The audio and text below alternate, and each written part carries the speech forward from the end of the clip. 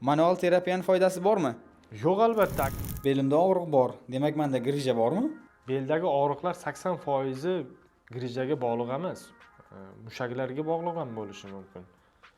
Masalan, spazm bo'lishi mumkin mushaklarda yoki yallig'lanishlar. Grija faqat jarrohlik yo'li bilan davolanadimi? Har doim emas, aksariyat hollarda fizioterapiya, massaj, manual terapiya va shunga o'xshash muolajalarni olib davolansa ham bo'ladi. Bu narsa yaxshi rezultat beradi. O'rtacha 50-70% bemorlarda konservativ yo'llar bilan, ya'ni qo'l bilan massaj, fizioterapiya, bioenergetik usullari, fizioterapiya mashqlari orqali og'riqsiz va faol hayotga qaytish mumkin. Taxminan 20-30% bemorlar esa jarrohlik aralashuvi talab qilish mumkin. Ayniqsa og'riq kuchli va doimiy bo'lsa, konservativ davolashga javob bermasa yoki nerv ildizi siqilgan bo'lsa. Bu videoni grijasi bor, lekin qanday davolanishni bilmay yurgan tanishlaringizga jo'natib qo'ying.